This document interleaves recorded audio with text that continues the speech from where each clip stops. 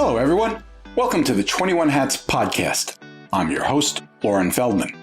This week, Paul Downs talks about why furniture makers traditionally have not stamped their names prominently on their work, and why he's rethinking that now. That change of heart is the direct result of Paul's unlikely experience connecting two very different businesses. One a Mennonite company manned by master craftsmen, and the other a startup manned by tattooed hipsters with a mastery of Kickstarter. Not only has the resulting culture clash changed the way Paul thinks about his own business, it's also the subject of a book he's now writing. In this conversation, Paul explains what he's up to and also talks about how close his business came to failing, how he plans to double his revenue, why he thinks about trying TikTok, and how he feels about his son's success in the alternative reality of venture-backed startups. Even in good times, owning and running a business can be a lonely pursuit. Our hope is that these weekly conversations will let owners know they are not alone in facing challenges. Same thing with our daily newsletter, the 21 Hats Morning Report, which highlights the most important news of the day for business owners and which you can subscribe to at 21hats.com, where you can also find transcripts of our podcast episodes and lots of other articles and interviews. Joining me this week on the podcast is Paul Downs, who is CEO of Paul Downs Cabinet Makers, which is based outside of Philadelphia, where it makes custom conference tables. The episode is titled, We Don't Have a Brand.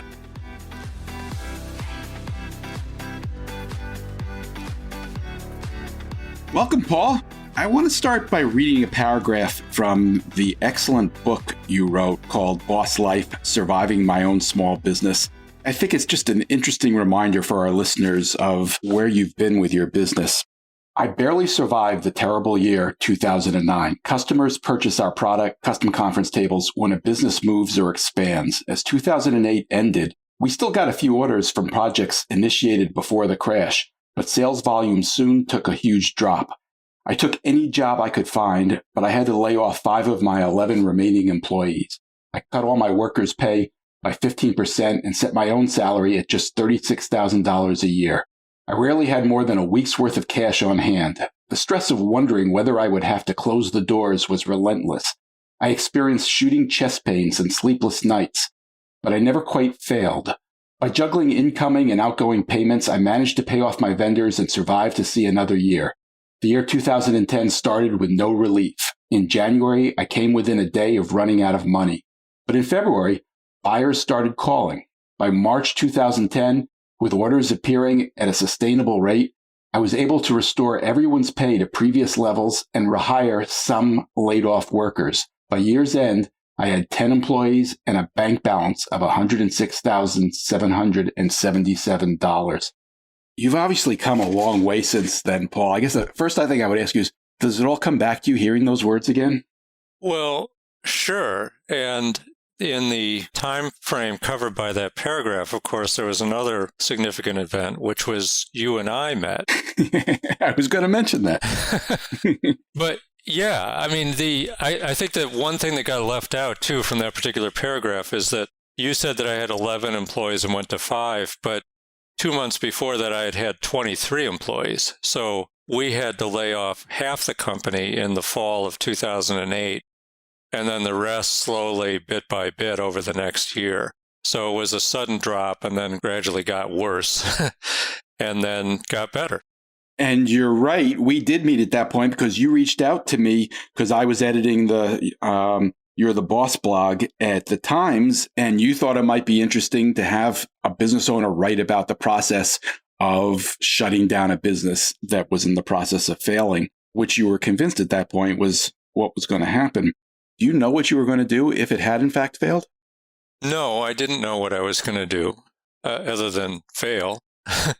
But what precisely that looked like was very mysterious because at the end of 2009, I was looking for information about how you actually close an ordinary business and what happens to you when you fail, and really found absolutely nothing. That the only mention of failure I found, and I was looking around on the internet at that point, was this kind of story that seemed to be associated with Silicon Valley startups, where you tried to get your startup going and then it failed, and then you tucked your tail between your legs for a couple of weeks, then you went out and raised more money, and then you ended up a billionaire. That seemed to be the only account of failure that I came across. And clearly that's not typical. So I was really terrified of failure. I had been doing my own business for a very long time, and one of the things that I was worst at was building a network of people who might possibly employ me if I failed.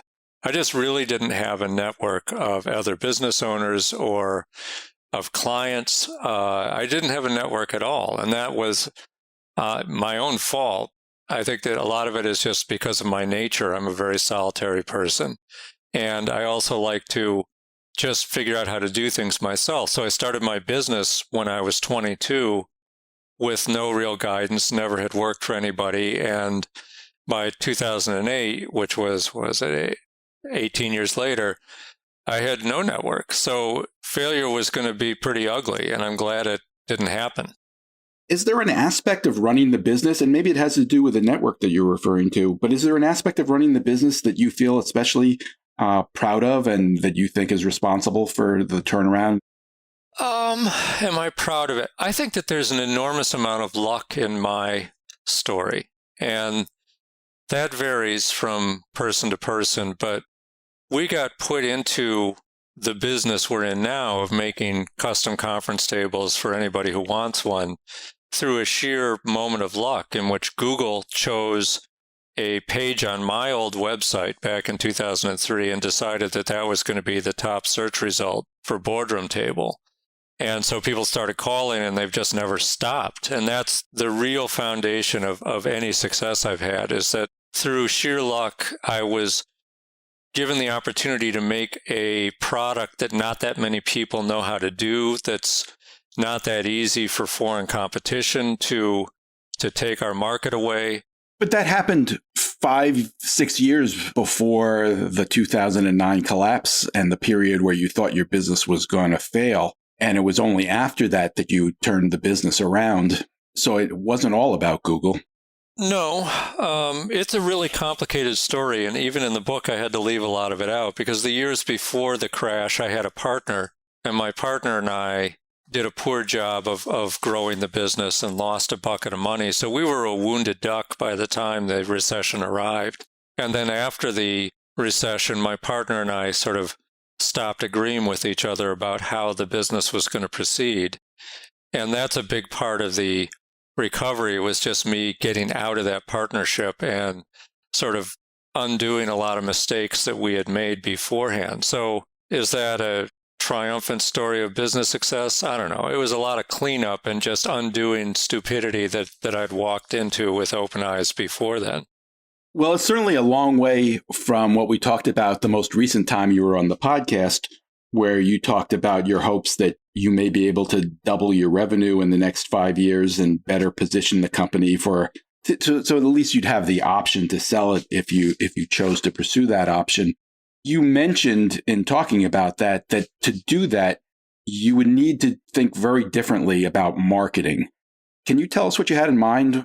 We need to stop just being reactive. So in the Google business, somebody out in somewhere land is looking for a giant conference table and has no idea where to buy it, because who does have any idea where to buy this thing? And they get on Google and they find us. And in my mind, we don't really need a brand presence or anything. We just need to be the guys at the top of the organic search results so that people patronize us but don't necessarily form a long-term relationship. We need to build a brand and start reaching out and identifying people who might patronize us on an ongoing basis. And I'm thinking architectural firms, because we have a couple that we've picked up over the years that come back to us again and again, but not very many. And that's what I'm trying to accomplish. And I think I just need a different marketing effort in order to do that.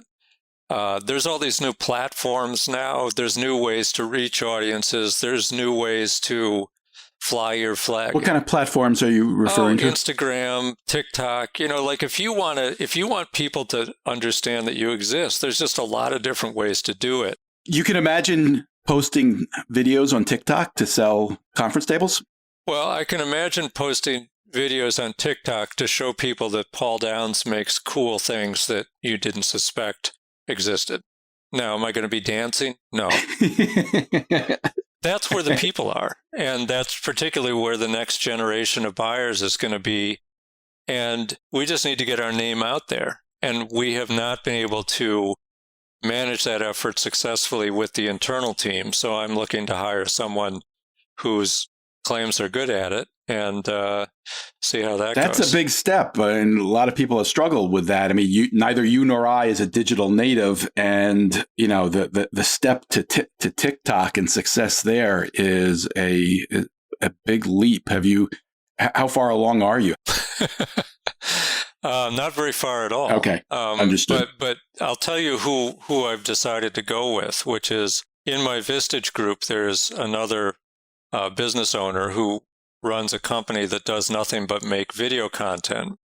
And he has concentrated on sort of medium to large size businesses for years and had a lot of success with it and assembled a very effective team.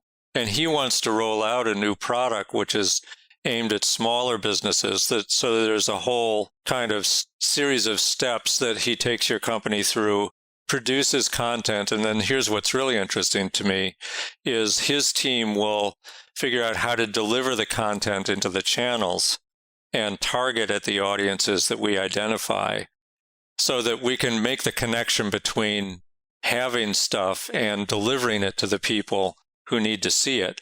And that's very analogous to the problem that I ran into when I was just trying to figure out how to actually make our product, which is that we could receive inquiries from Google, and we've got a kick-ass shop, so we can make tables all day, but the big trick is to get them to where they need to be. And I see this as a version of the same problem, which is that we've got incredible stories going on our shop floor every day. And there's all kinds of people who are interested in woodworking, and we're doing a version of woodworking that is most people can't do. So I'm not really worried that we can't come up with interesting video content or just interesting content, because the projects we do really are amazing. The question is, how do you get it in front of the people who need to see it, which is a fairly limited set of people. Like, okay, if I had a video that went viral and 50 million people saw it and it was the next Gangnam Style or whatever, that's fine. I don't expect that to happen. But how can I get my little story in front of the 3,000 architecture firms that I actually want to talk to? And the people I've engaged claim to be able to do that, and we'll see. It won't be cheap. We're looking at a budget of about $100,000 over the next year, but I've spent that much and more before on marketing. When we were buying AdWords, we spent $150,000 a year for years to get the paid search results that we wanted. So it's a gamble, but it's not crazy gamble. We'll be interested in hearing more about that as time goes on and you make progress with it. I'm pretty sure that the video is going to be good, because we've made some decent videos with our own efforts and my in-house staff, and we don't know anything about making videos. I'm sure the video will be good. Whether that translates into success on TikTok is another question in my mind, but we'll be eager to see. Okay, don't get too caught up on TikTok. That just came out of my mouth. That's not like, it's got to be TikTok, all right? All right. We're actually, I think that the main targeting is going to be through LinkedIn and then Instagram. That makes sense. Yeah. All right. Let me ask you this. Have you thought a lot about how your own role would have to transform over the next 5 years as you pursue this goal? Do you think you have to become a different kind of manager of the business? I hope not, but I'll tell you what, I'm just about to be 60, and I've been doing this business since I was 22. It's been a long, long road, and I've gotten to a point where the company is of a size and a sort of a challenge that's pretty manageable for me. So I don't have to work super, super hard, and I'm not one of these people who likes to, grind out 80-hour weeks. I really just do not care for that. So what I'm hoping is that we can get to a point where I don't have to work a ton harder. I just have to make sure that the things that need to be done are being done. If you do, in fact, double in size, presumably you have to double your number of employees? Would you have to add another layer of management to do that? I hope so. I mean, that would be the way that I get to where I want without just drowning in it myself, because I really have no desire to do that. All right. I want to take a step back and ask you about your father, who was a well-known economist, and your son, who's had a lot of success in the venture-backed startup world. But first, let's take a quick break to hear from our sponsor. I'm here with Rob Levin, co-founder of Work Better Now, which provides businesses with highly talented virtual assistants. Rob, I've noticed that owners tend to have certain questions about virtual assistants. For example, what exactly can they do? Yeah, Lauren, we get this question all the time because people really know deep down that they need an assistant, but they're not exactly sure how it works and what they can do for them. I would say that our clients use our assistants in one of two ways. They will either use them, much like I've been using my assistant for the past 8 years, as an executive assistant, handling my calendar, which takes up so much time, email management, database, file management, personal tasks, creating documents for me. And then a lot of our clients basically operationalize our assistants. So we have assistants with titles like project manager, marketing associate, operations manager, and customer service representative. I think some owners worry they'll spend more time managing their assistant than it would have taken them just to do the task themselves. How do you respond to that? Right. This is a deadly trap, not only with assistants, but really with any employees, which is, I can do it faster myself. And the reality is you might be able to do it faster yourself. Of course, it's impossible to grow your business if you're doing everything yourself. I was very much of a similar mindset. And what I did with my assistant is I basically told him what needs to be done and had them document it. I hate documenting tasks, but I know that processes are so important. Now we have a manual full of my tasks. I only had to tell him once that he can follow time and time again. And if he's out, somebody else can follow. And also think about it this way. If you're a business owner making something like, let's say, $200,000 a year, which is about $100 an hour, you're basically paying somebody to do administrative work at $100 an hour if you're doing these tasks yourself. That makes a lot of sense.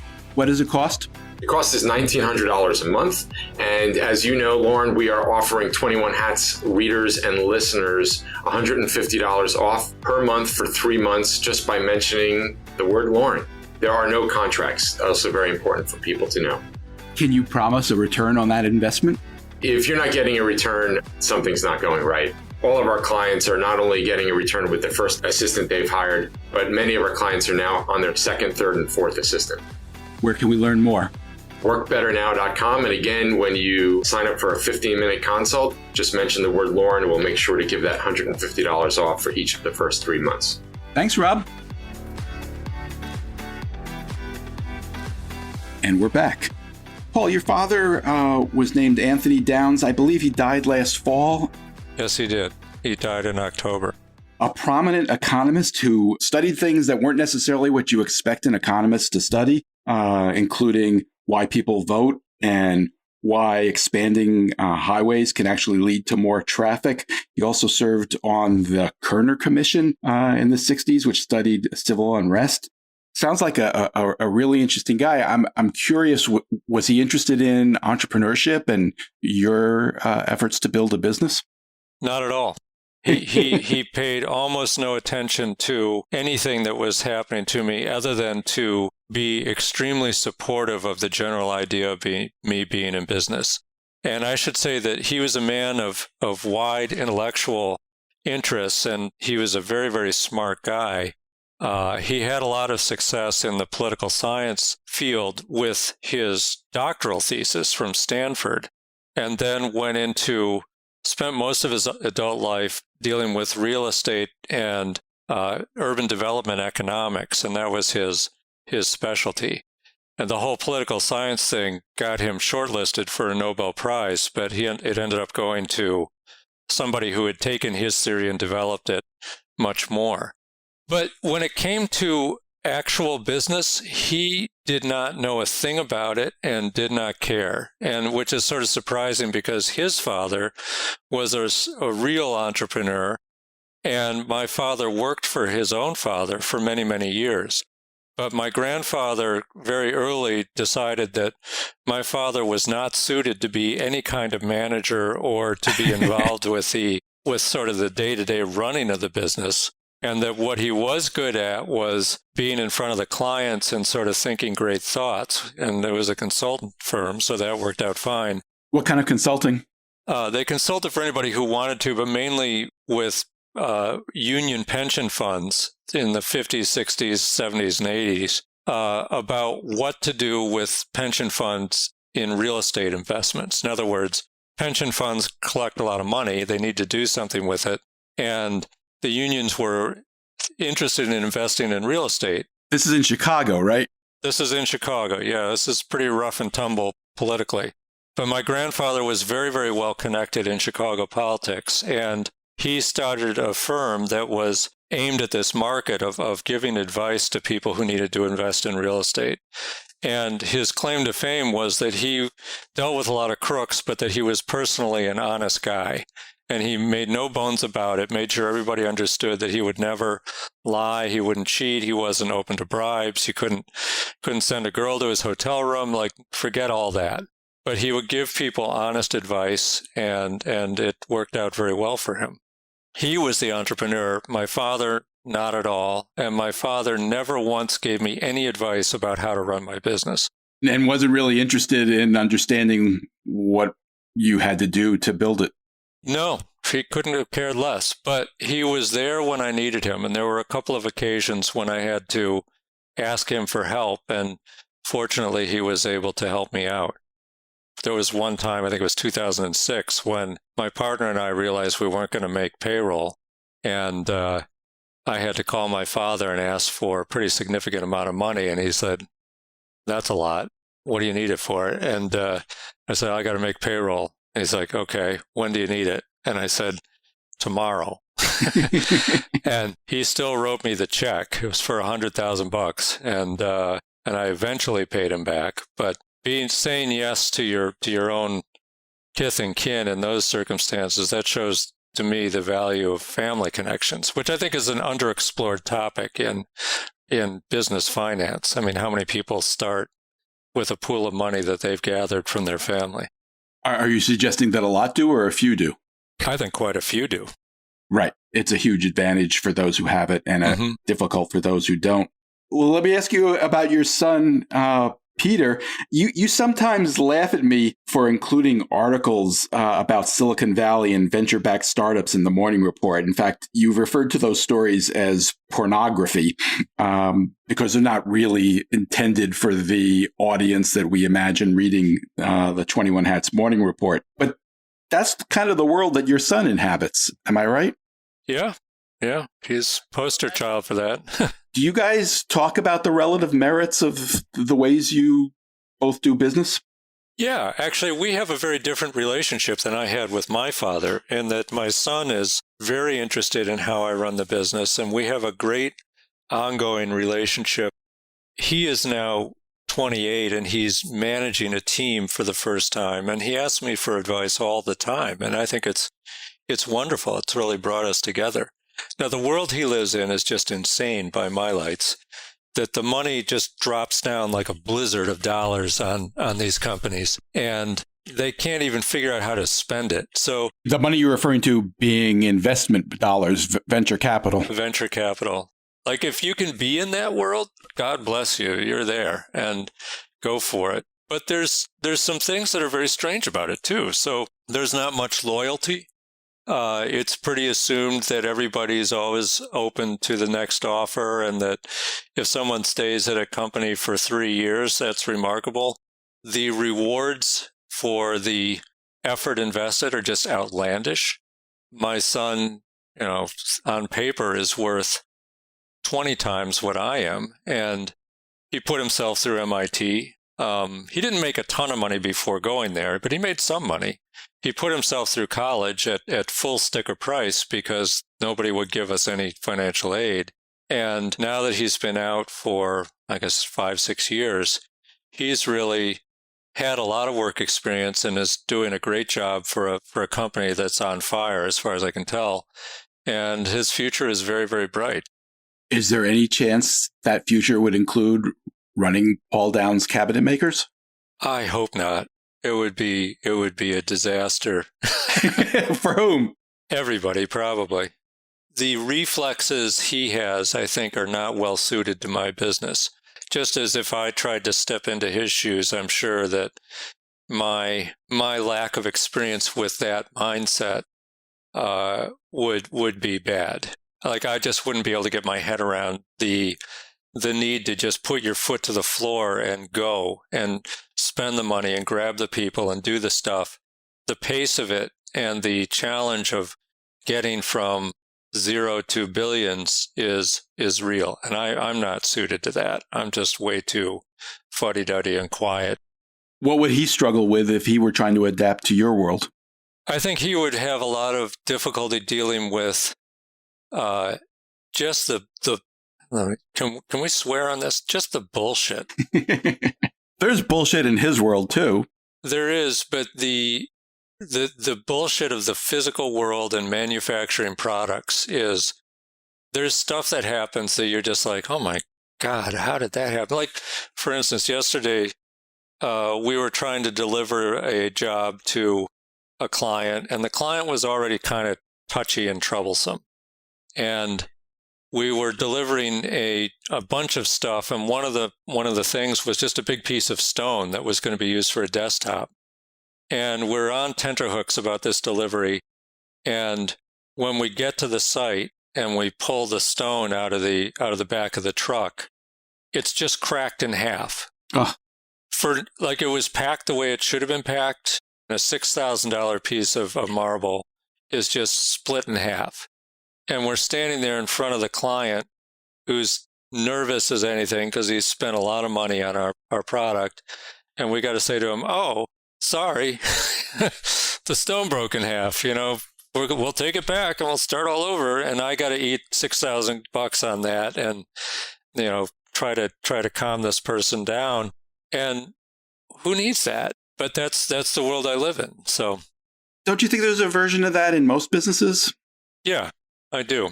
But in his world, $6,000 is like the coffee bill for the morning. In my world, it's $6,000. It comes out of my pocket, and then all the labor involved to redo this thing, and the client is now double nervous. So when we come back the next time, it's going to be even harder to make sure everything is perfect. So that's one.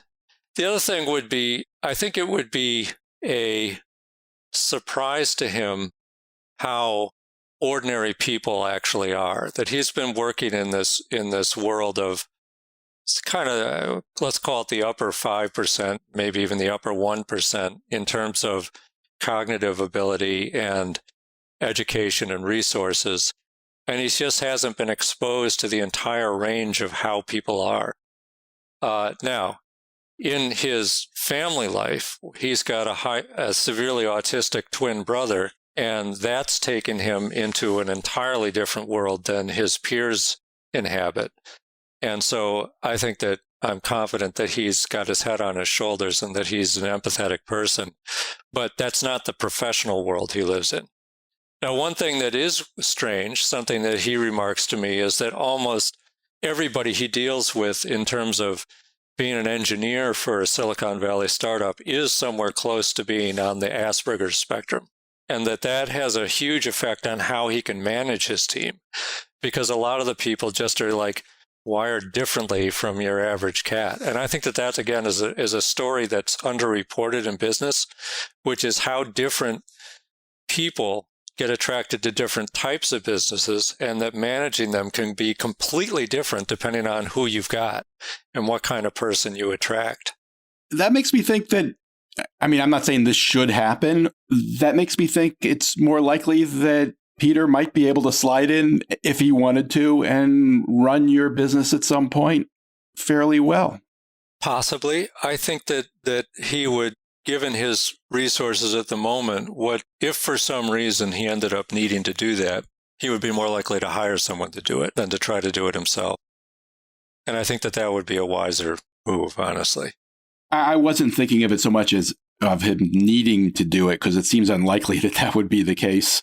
Well, I'll disagree with you. In my Vistage group, there's several second-generation businesses where the person who's running the business now was put in the position of running their parents' business, at a moment's notice. One guy's dad died in a motorcycle crash, and another one just dropped dead of a heart attack. And all of a sudden, these guys are like, oh, you're running the business. And they were doing different things and had different plans for their life, but their families, the whole family was invested in these businesses, and somebody had to do it. So I've seen how that plays out, and it can be an extreme challenge.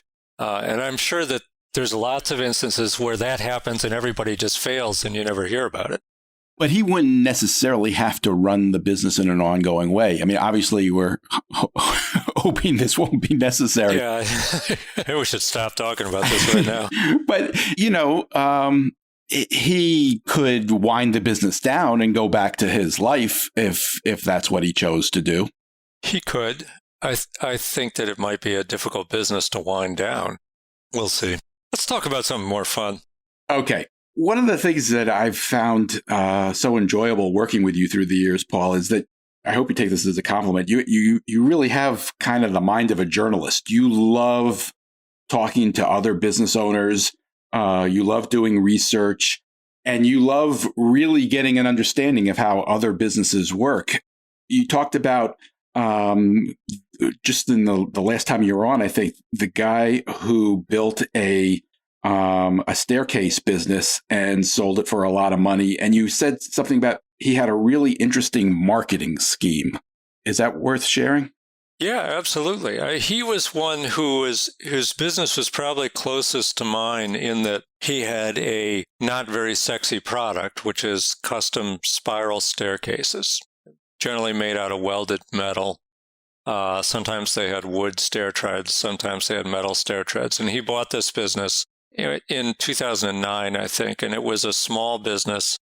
And he decided that he wanted to pump it up, and that the way to do it was to really get good at marketing over the internet, to use Google searches and paid search to get people to call, and then develop a sales effort where you could get predictable yields out of a given number of people calling by having a very tightly controlled sales staff doing the things that he wanted to do.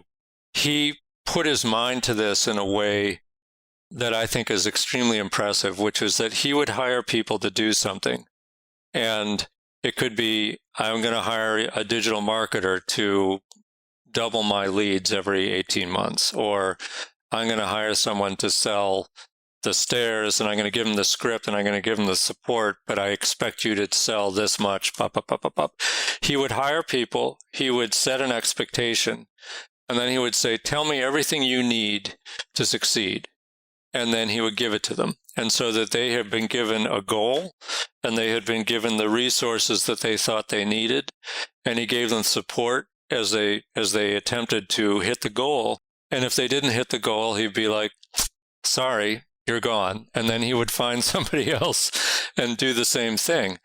And he had to be tough to do that, because when people are not quite hitting their targets, it's always very tempting to make excuses for them. Like, this is something I do all the time, which is I'm just not tough with people, with my people. I tend to have sympathy for why they might not be doing what I want them to do. And I don't like to get rid of people. And he got his head around that, and it really made a huge difference in growth rates. We started off his business and my business at about the same sales volume when we both joined Vistage. And when he sold, he was about 6 times the size of mine. I had taken my business from $2.5 million to $4 million. He took his from $2.5 million to 20-some million. And so I think that he was extremely impressive. And one thing to emphasize is that he wasn't a jerk.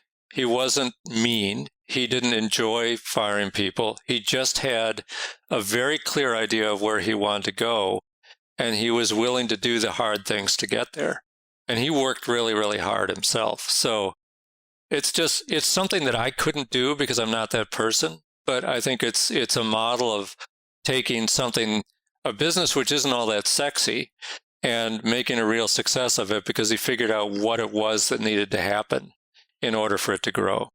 So if I understand you correctly, it wasn't that so much that he understood something about marketing or figured out something about the mechanics of marketing as that he figured out a way to manage marketing people that got results. Right. His success in all directions was based on the idea of try to do as good a job as you can with hiring, and then try to give people the resources that they think they need to do the job, and then hold them accountable.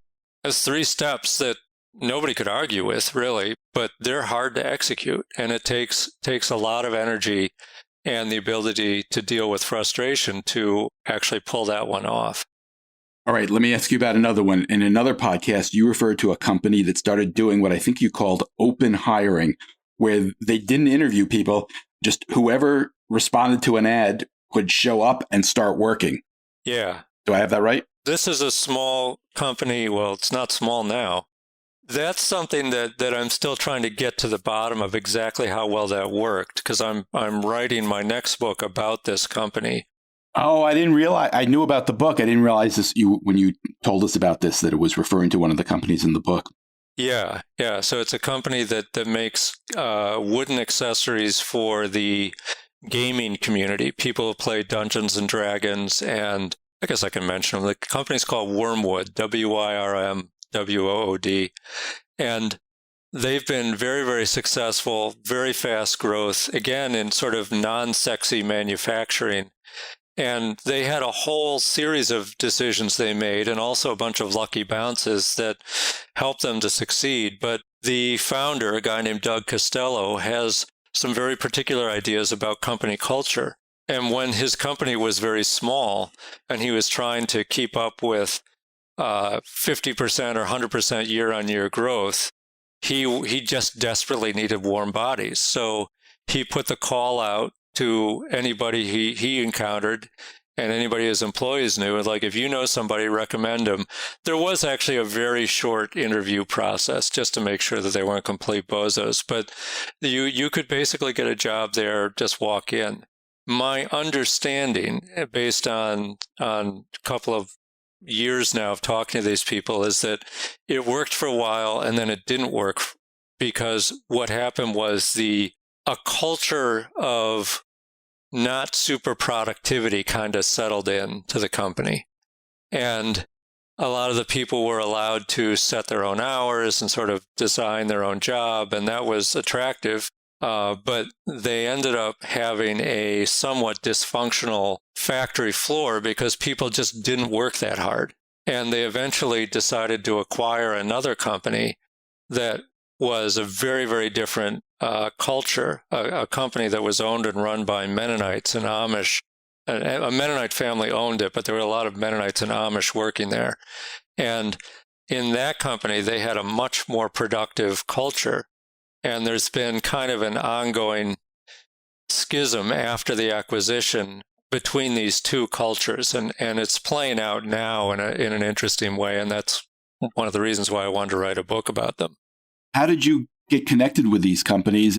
Well, there's a lot of luck in that. I was giving a lecture at a woodworking machinery show, and the guy, Doug, and his brother, Ian, who owned the gaming company, came up to me afterwards and said, hey, they liked my talk, which was about how to introduce technology onto a woodshop floor and what happens when you do it and what do you need besides just the machine in order to make it work. And they were at a point where they needed to do that. They needed to get more high-tech equipment into their shop, and they didn't really know anything about it. And so we met then, and they were rolling out a big dining table / gaming table, a table that was specialized for holding a board game, but could also be used for dining. And I said to them, oh, that looks pretty good. And have you sold any? And they'd already sold something like, they had orders for 50 of them at $10,000 a pop, which is just astonishing. They didn't really know how to produce it. And they also didn't have any chairs to go along with it. And I knew, because I had been in the dining table business for many years before I started making conference tables, that if you sell dining tables, you can sell chairs. People just want to buy them both at the same time. And I had designed all these different chair designs back when I was doing that and sort of stopped making them when we started doing conference tables, but I had all the designs. So I suggested that, hey, you're going to need some chairs to go along with your table, and I've got chairs. Why don't we make a deal? And so they hired me to provide some chair designs, and then I had to go find a manufacturer for it. You didn't want to manufacture it yourself? No, because making chairs is just different from making conference tables. It's like different medical specialties. The guy who does brain surgery and the guy who does, ear, nose, and throat, they're just different. And so that happens in woodworking too. So I thought I would go find a chair manufacturer, and just by sheer luck, the guy who was running the Spiral Stair company had just met the Mennonite company owner. And he suggested, I should go talk to this guy, James Martin, running the Mennonite company. And they were doing nothing but high-end chairs and residential furniture. So I thought, well, this is a pretty good fit. So I went out to look at the Mennonite factory, and it was very well equipped and very well run. And so I connected the two companies. I designed a chair and showed it to the gamers, said, here's the chair, what do you think? They liked it. And then I said, you should have the Mennonites make this. And they agreed. And so these two started doing business with each other. Where are the companies based? The gamers are up in Taunton, Massachusetts, which is just south of Boston, about 30 miles. And the Mennonites are out in Myerstown, Pennsylvania, which is not far from Lebanon. It's the northern edge of the Amish belt out there. So very, very different, extremely different, because the gamers was a very young workforce, a very northeastern, hip, liberal kind of workforce. Lots of tattoos, lots of hair colors, blah, blah, blah, blah, blah. And Mennonites are Mennonites, and Amish are even more than Mennonites. And so you're looking at basically the entire span of American culture. Tell us what that means. I mean, do they use electricity? Mennonites use electricity. So one of the things is that both the Mennonite and the Amish are ways to describe groupings of congregations, small churches and congregations, which have their own rules about exactly how they deal with technology. And there's a range from old order Amish who don't use electricity and ride around in buggies up to every little gradual step of more technology and more connection. The Mennonites kind of take up where the Amish leave off and become more and more technologically adept. So that James Martin and his company, which is called Keystone, they were on kind of the most technologically adept end of the Mennonite spectrum. And so that on their shop floor, you would see electricity and you would see computers and you would see robots and things. But it was more how the people behaved in the interior company culture. So there was no swearing allowed. Nobody was allowed to listen to music while they worked. Nobody could wear shorts ever. You were encouraged to wear just black, gray, or white. No words on the clothes. You couldn't have any tattoos visible. And company meetings began and end with prayers. And the company culture statement was very explicitly Christian. And, that's fine. There's a zillion businesses like that, actually. There's a lot of companies in America that are run on these Christian principles. And they may allow tattoos and red shirts or something, but Christianity is a huge part of American business that again, goes underreported. So these guys are doing that. And then here come the gamers, and they have an extremely different culture. But the reason that they ended up getting together is because the Mennonites were stuck in a business model that had been working in the 80s and 90s, but was really not working in the 2000s. Why is that? Well, they had built a business model on selling high quality, American-made, handcrafted solid wood furniture through small local furniture stores. And this was how business was done in the furniture business, say up to about 2000. That's just how it happened. And then you have the China entering the World Trade Organization, and you have IKEA, and then eventually you get to Wayfair, and then all of a sudden the way people think about buying furniture and the speed on which it's delivered and the price points, all of that gets totally disrupted. And furniture goes from being a kind of a once-in-a-lifetime purchase where you save up and buy the dining set and you're going to have it and pass it on to your kids. All of a sudden, it's just a disposable thing that's really cheap, and people just buy based on how it looks rather than any other, the looks and the price, as opposed to any other virtues it might have. And it was really hard for the Mennonites to figure out how to get out of their business model and become successful in just a completely different way of thinking about production and distribution. I'm guessing they weren't on TikTok. Nope, no TikTok. And they were actually struggling. They were heading for failure. COVID would certainly have killed them because it shut down people going to small stores to shop. And they were already in financial trouble at that point. And the gamers swooped in and bought them.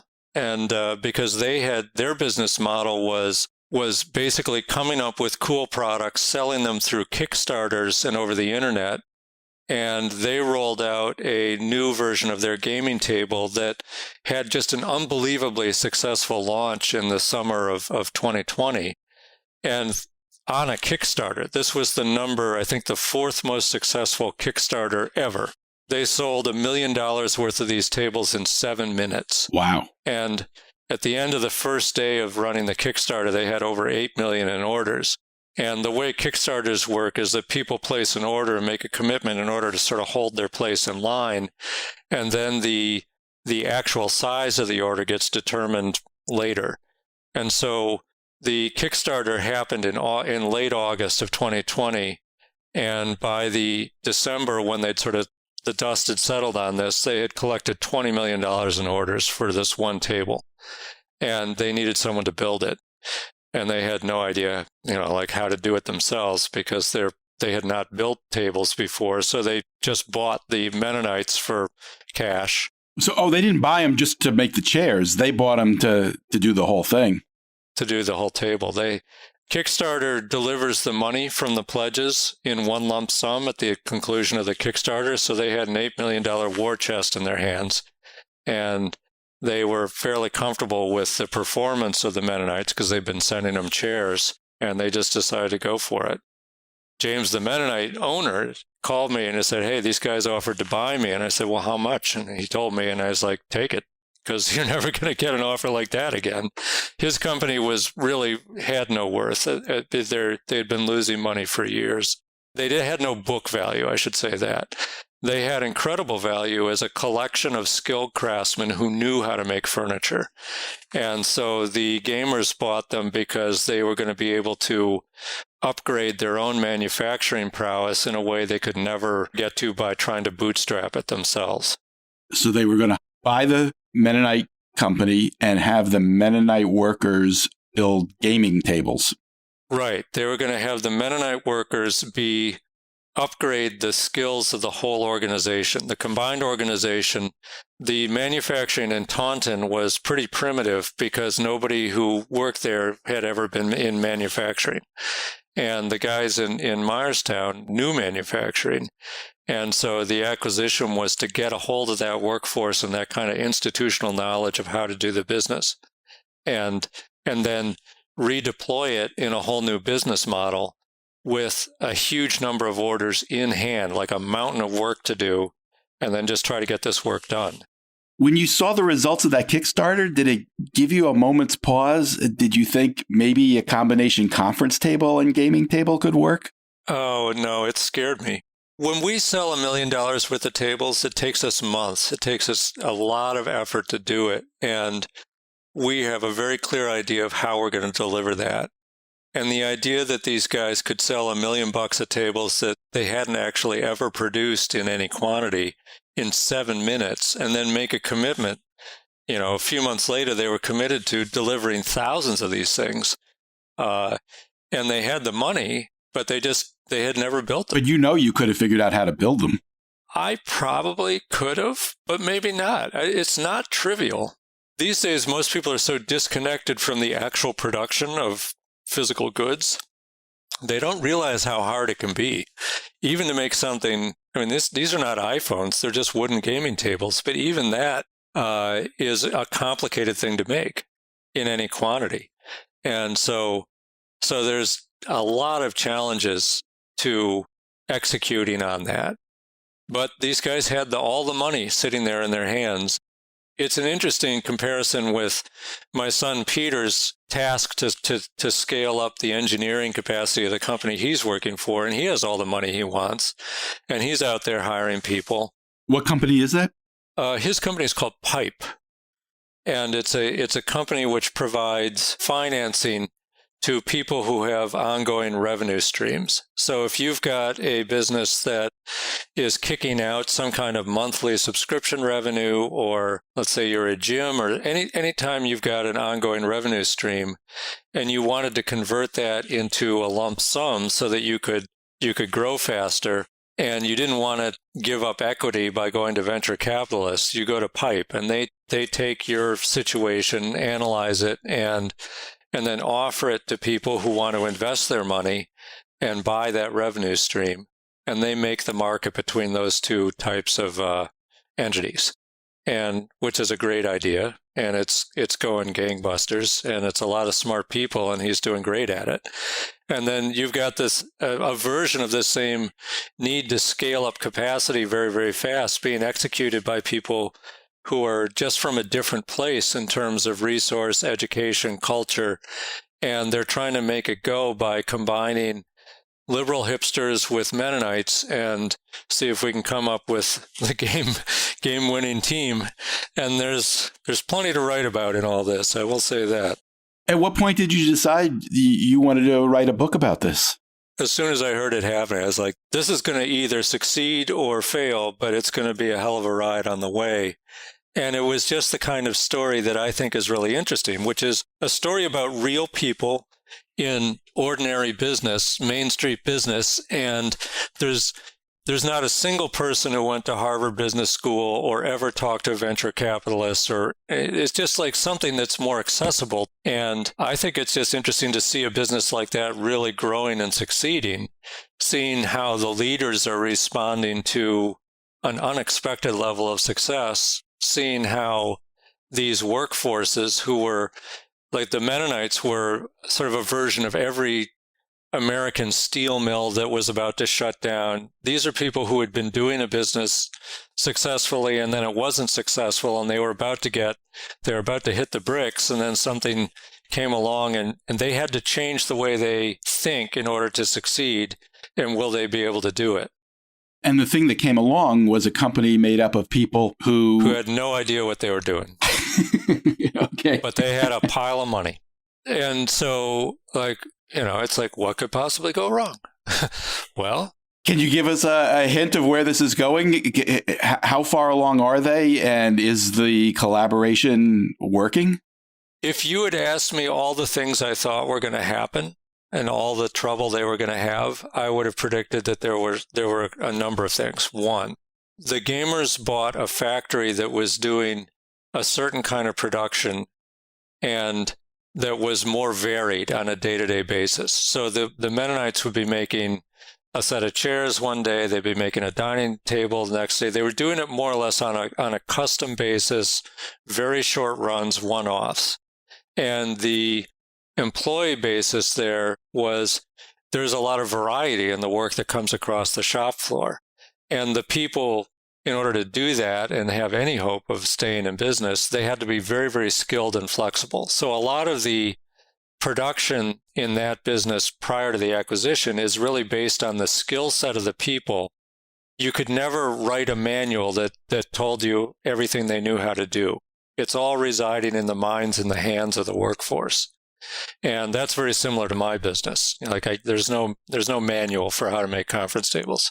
And when you need to, in the next year, produce $20 million of basically one thing, you are looking for a different workforce, honestly. You're looking for more technology, less skilled labor.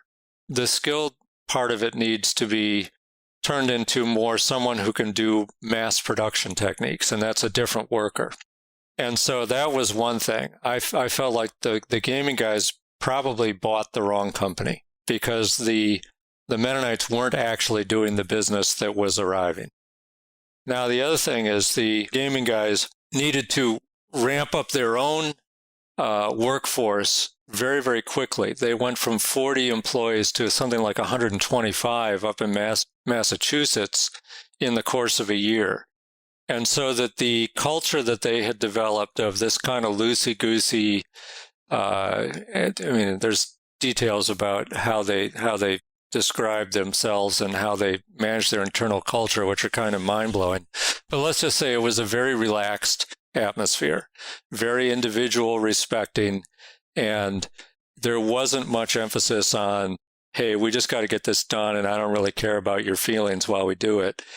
And so you inject triple the number of people at the end of the year than at the start of the year without the management structures to accommodate it, and there's going to be trouble. That happened, like extremely predictably, that the management that worked with 40 lackadaisical workers did not work with 120 new people who were even wondering what was going on. They didn't have an HR department at all. And they didn't have anybody who was tasked with dealing with HR issues when they started this and trouble arrived. Then there's another thing, which is they had to go out and buy a bunch of machinery and to accommodate the production pace they needed. So now these guys are going out and buying machines from people whose main job is to sell machines, not necessarily to make sure they work. And everybody involved is dealing with COVID and a huge international supply chain crisis at the same time. So the price of machinery and the ability of the machinery manufacturers to deliver their products was really impacted by what was going on in the last year. So machines would get ordered, and then they would either show up and not be working because they'd been rushed through production, or they just wouldn't show up for months and months because they couldn't get the chip or they couldn't get the gasket or whatever, the little bit that was required to make it work. And that caused huge problems because there were all these people who'd put down money to get a table and no tables were being produced. So those are the highlights of what was going on. That was highly predictable, but there's even more. How have you managed to track this? I mean, initially your role was to introduce the companies and to provide designs for chairs. Did you tell them you wanted to write a book and somehow maintain access? I'm probably uniquely qualified to tell this story because I not only know all the parties involved, but I actually understand the business. So that if you put Michael Lewis or some other reporter type on this, they would probably be able to get the rough outline of it, but they wouldn't understand the business. They wouldn't understand how these guys succeeded and failed in the decisions they made, and they wouldn't understand the product in the same way I do. And so I'm only interested in stories that I feel like I can bring something unique to. And I think that putting me in the middle of this from the get-go has allowed me to maintain the relationships required to tell the story. And it's been really, I got to say that if you ever have a chance to write a book about two crazy companies that collide like tectonic forces, do it, because you'll learn so much about your own business and just the decisions that you've made. Well, do you feel that's happened? Do you feel you've learned things that will have an impact on your own business? Absolutely. I think that the main thing was that the gaming guys succeeded because they decided to go all in on branding their product and like physically putting their name all over it, which is not unusual for a lot of products, like Nike on sneakers or cars or clothes. But in the furniture world, is absolutely unheard of. It was a huge no-no to ever put your name anywhere where anybody could see it. And they decided to break that rule, and it paid off huge for them. Because as it turns out, people aren't nearly as bothered by it as you might think. And that's really influenced my own thinking about trying to transition beyond the Google business, which is basically we don't have a brand, we just do the thing and then move on. And trying to build a brand, and I'm being much less shy about putting my name all over stuff and really trying to establish that brand than I would have otherwise. Can you tell us, did it have a happy ending for James Martin selling his business? a much happier ending than he would have had, because he was going to go broke, and Right. basically he and his father had loaned tons of money into the business. His father was the one who actually started it. So one of the interesting things about that business was that the father started it just to give the kids something to do when they were young. And James had started working in the business when he was 14. And Mennonites don't have any education past 8th grade. So James had been started at work age 14 and had been in the business his whole life, and had managed to guide it into using computers and all kinds of technology. But he's a guy who he's not what you would call educated, never been to college. And then there's other things that Mennonites don't do, like James has never seen a movie. He'd never listened to the radio. He just doesn't. That's just, they don't do that. So having him interact with the Wormwood team, who are very media savvy, was pretty interesting.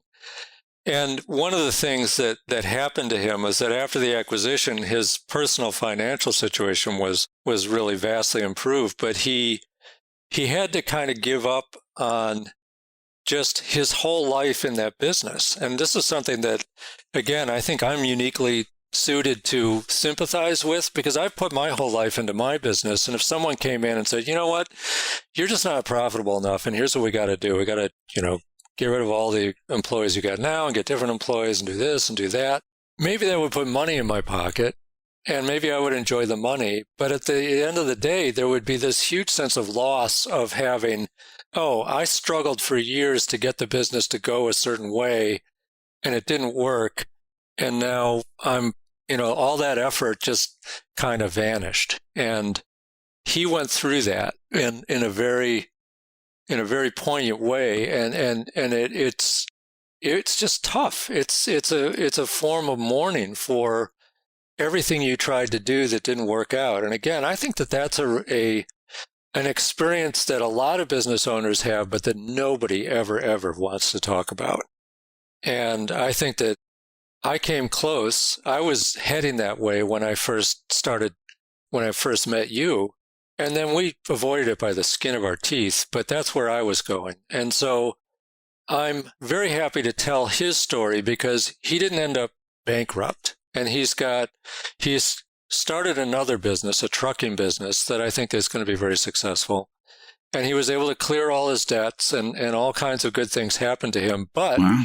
He also had to watch most of his workforce depart, because they didn't want to be part of a company that had the same culture as the gaming guys. And he had to kind of walk away from all the skills and all the stuff all the effort he put in. It would have failed. And he knows that. And so it's just a tough situation. Are you still reporting this story, or has it run its course? No, it hasn't run its course. Long story short, they've only delivered about 10% of the orders that they received in August of 2020 so far. Although they're ramping up fast now, but it's been a real long journey. There's so many zigs and zags in the whole course of it that I have a lot more work to do and a lot more people to talk to about what actually happened, and which I'm really enjoying. And I've been able to just contact all the company owners and then a lot of the workforce and be like, who are you? Where did you come from? How did you end up working on the shop floor of a Mennonite company? And what was that like? And just hear stories about ordinary people quietly doing something which is actually pretty extraordinary, which is going to work every day, building something with your hands that's intended to last forever, and watching it go out the door to its life with its new owners, and knowing that you didn't just do garbage all day, that you really did something good. That, again, is a story which I don't think gets told. Most products that are made are so disposable, or they're just experiences, or you're just doing some kind of weird corporate project. People don't have the opportunity to build a thing that's intended to be great. And both of these companies are trying to do that, and they're coming at it from very different places. But that, at the end of the day, is what all the people in these companies are trying to do. Just make beautiful products that last forever. All right. Paul Downs, thank you so much for taking this time. This was great. I really enjoyed it. Wait. Don't leave yet. If you have a question or a comment that you'd like the 21 Hats owners to address, send it to me by replying to your morning report or by email at lauren@21hats.com. That's LOREN@21hats.com. Do it now before you forget. And don't be afraid to tell Jay what you really think. He can take it. And if you got something out of this conversation, help us reach more business owners. Tell a friend. Subscribe and review us wherever you get your podcasts. Follow us on Twitter. Subscribe to the Morning Report at 21hats.com. This episode was produced by Jess Thuberon, founder of Blank Word Productions. Okay, now you can leave. Thanks for listening, everyone.